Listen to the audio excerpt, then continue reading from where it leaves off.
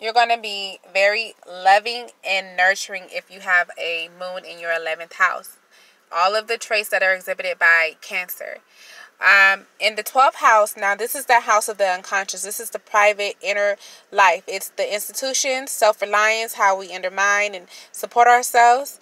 By institutions, I mean like jails, mental institutions. The things that, are hidden, the things that, that we keep kind of like we don't want others to see, or the things that, our undoings can lead us to. So the 12th house can be either a good thing or it can be something that undermines us and it keeps us from growing. It keeps us from progressing because we have to watch it. See, the 12th house is ruled by Pisces. 12th house is ruled by Neptune, which is Pisces. And so that's the, illusions. It's the things that we see, that others see in us, that we don't typically see at first. It takes us time to realize our 12th house. It takes us time to realize the unconscious part of ourselves. The parts of ourselves that, can either make or break us, honestly. The 12th house can be a positive or it can be a weakness for us. If you have, the unconscious, private inner life, the things that we do every day that kind of either it stands in our way, it holds us back, the things that we don't realize, that we do that can hinder us. Say like you have a Gemini in your 12th house. The way you undermine yourself is that you talk yourself out of things all the time that can possibly be good for you. You just talk and talk and talk. If you have but if you are aware that you're someone who talks and loves to talk to the point that you undermine yourself by talking yourself out of things sometimes, then you can hold on to that. You can master that better.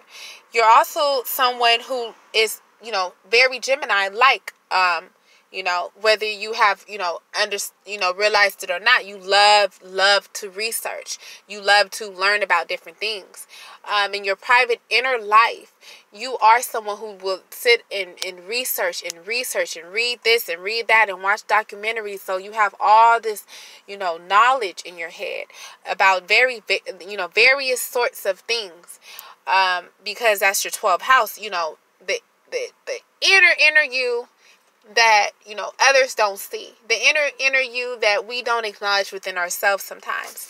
If you have Aries in your 12th house, for instance, how you undermine yourself is that you're always aggressive. You are hot-headed. You have a temper. And that may not be something that you're proud of, but you have it.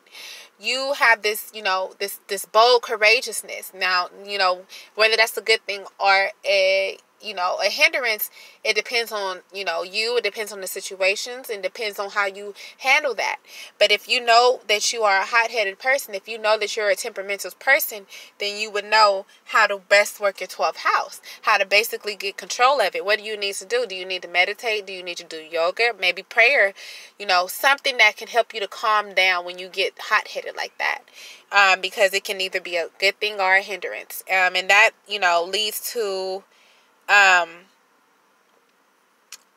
institutions, the institutions part of the 12th house. If you undermine yourself enough, then you can land yourself in, mental institutions and prisons, hospitals, the list goes on and on as far as institutions. But it's the inner part of us that either, makes or breaks us. It's you can see it as, the parts of us that we really need to learn. Like, it's not, everybody is not going to be aware or conscious of it. Everybody is not going to be aware or conscious of how to fix it. But if you know your houses and you learn your charts, that's why it's really good to learn your charts and understand your houses, because you can learn your 12th house and realize, okay, this holds me back. So how can I adjust it? How can I work on this part? Because, mind you, your birth chart can be altered. in the words of Toe, life is not fated. Life is a mere, consequence of the choices that we made in life.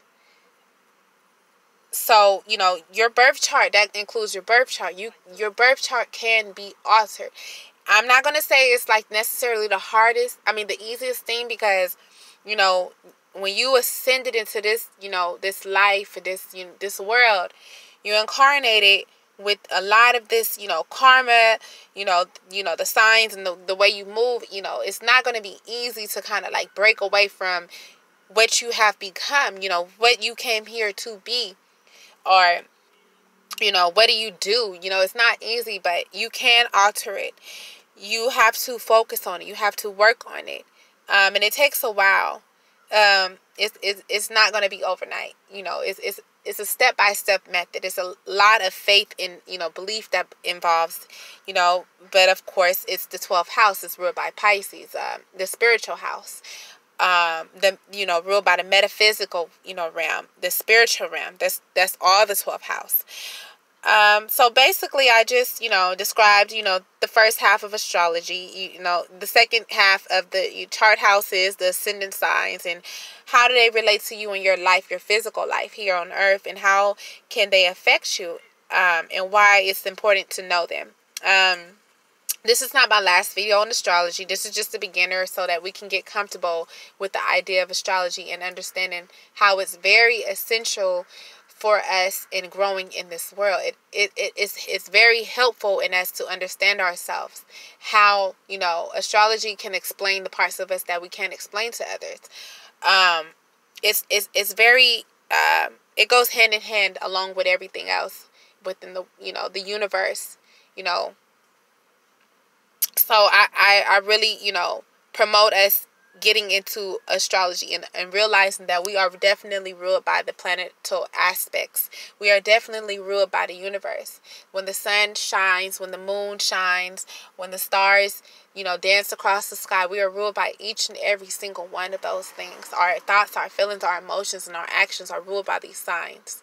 If you're a Cancer rising, your planetary ruler would be the moon. If you're a Jupiter rising, your Sagittarius rising, your planetary ruler would be Jupiter.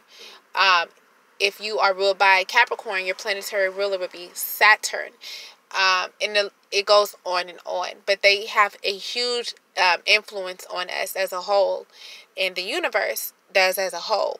So I hope that, this was kind of, clear.